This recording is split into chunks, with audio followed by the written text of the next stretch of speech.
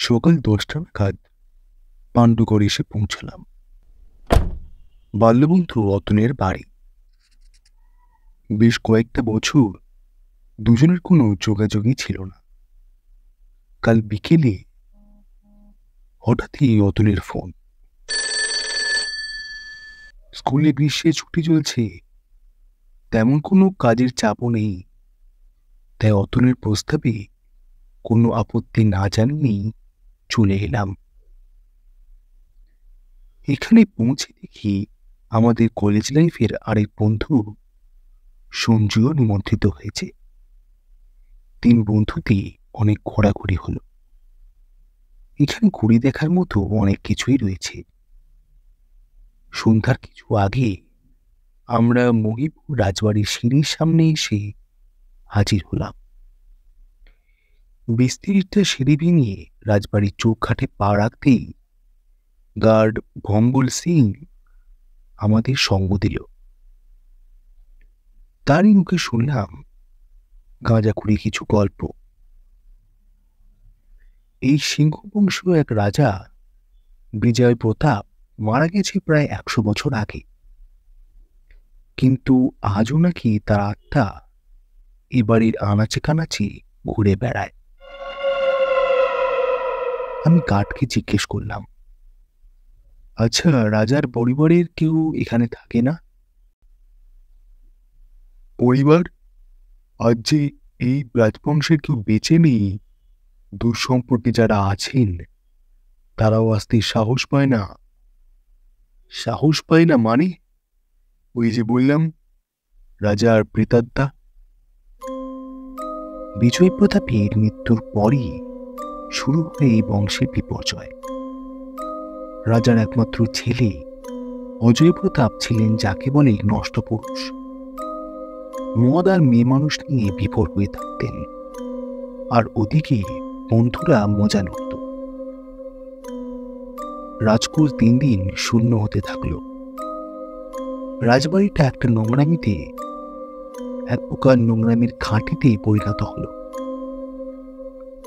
বাজারে অনেক বদনামও করে ফেলল অজয় প্রতাপ। অবশেষে হঠাৎই একদিন তিনি খুন হলেন।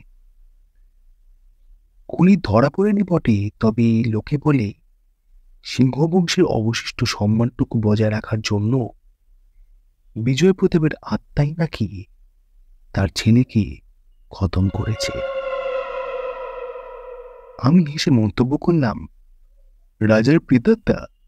ওসব কিছু নয়। সম্পত্তি গ্রাসের লোভেই বন্ধুরা কেউ মেরে ফেলেছে বিকারগ্রস্ত বিজয় প্রতাপকে। আমার কথা শুনে গার্ড কেমন একটা ব্যঙ্গ হাসি হাসল।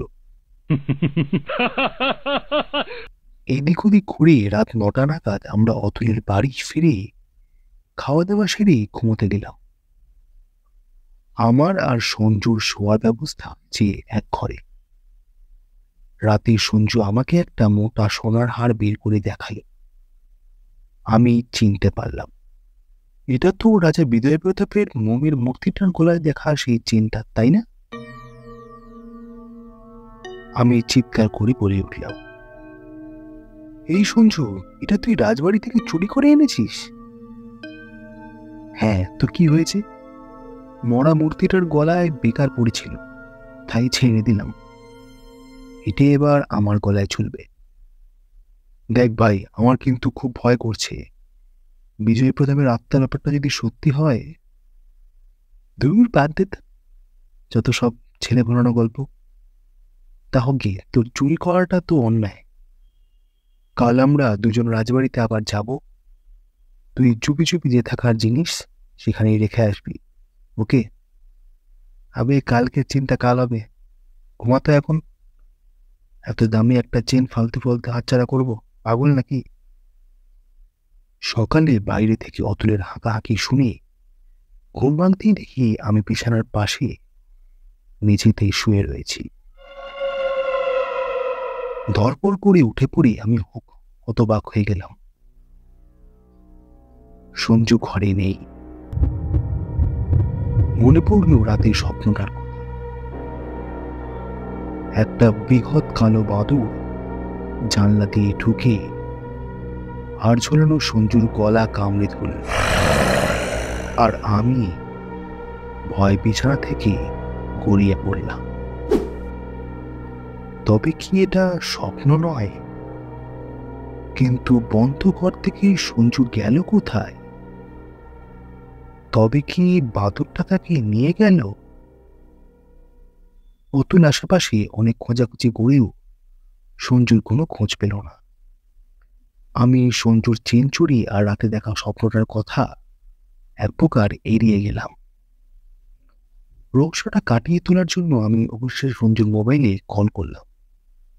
কয়েকবার রিং হলো, হওয়ার পর অবশ্যই ফোনটা রিসিভ করা হলো। আমি ভুল পরিচয় দিয়ে বললাম, হ্যালো সঞ্জু, আমি তীর্থঙ্কর বলছি রে, চিনতে পারছিস? আরে হাওড়ার তীর্থঙ্কর। কান্না গলায় উত্তর এলো, আমি সঞ্জু নই, ওর বাবা কইছি। সঞ্জু যে আর নেই। নেই মানে? কি হলো? জানি না বাবা, কাল সকালে পাণ্ডুগড় গিয়েছিল বন্ধুর বাড়ি। রাত প্রায় 3:30 বাড়ি ফিরে ঘুমোতে গিয়েছিল, আর ওঠে নাই। অনেক ডাকাডাকি করে সাড়া না পেয়ে দরজা ভেঙে দেখে এই অবস্থা। আমি বললাম, সে কি অদ্ভুত ব্যাপার, ডাক্তার ডাকেননি? ডাক্তারবাবু কি বললেন? ফোনের উপাস থেকে আসা উত্তরটা শুনে আমার সব জলের মতো পরিষ্কার হয়ে গেল, আর ভয়ে সারা শরীর ঝাঁকুনি দিয়ে উঠল। সঞ্জুর বাবা কান্নায় ফেটে পড়লেন। ডাক্তারবাবু এসেছিলেন। উনি বললেন, কোনো এক বিভৎস ভয় নাকি সঞ্জুর হার্ট অ্যাটাক হয়েছে। অতুলের বাড়িতে আর থাকতে মন করছিল না। এই বিভৎস অভিজ্ঞতার শিকার হয়ে হৃদস্পন্দন বহুগুণ বেড়ে গিয়েছে। ব্যাগপত্র গুছিয়ে 10টা নাগাদ অতুলের বাড়ি থেকে বেরিয়ে পড়লাম। পথে পড়ল সেই রাজপ্রাসাদ। একবার ভেতর থেকে ঘুরে আসতে মন করল। প্রাসাদে ঢুকেও পড়লাম, আর সেখানে গিয়েই আরো একবার উন্মত্তের মতো শিউরে উঠলাম। দেখলাম বিজয় প্রতাপের মোমের মূর্তিটার গলায় ঝুলছে দামি চকচকে সোনার সেই চেনটা।